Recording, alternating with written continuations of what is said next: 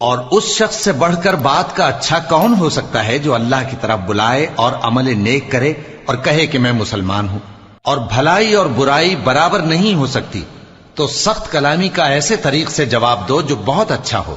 ایسا کرنے سے تم دیکھو گے کہ جس میں اور تم میں دشمنی تھی وہ تمہارا گرم جوش دوست ہے،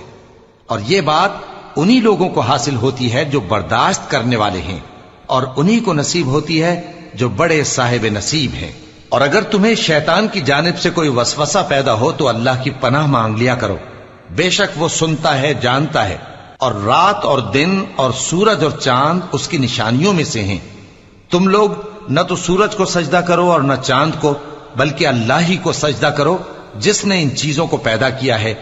اگر تم کو اس کی عبادت منظور ہے۔ پھر اگر یہ لوگ سرکشی کریں تو اللہ بھی ان سے بے نیاز ہے، کیونکہ جو فرشتے تمہارے پروردگار کے پاس ہیں وہ رات دن اس کی تسبیح کرتے رہتے ہیں اور کبھی تھکتے ہی نہیں۔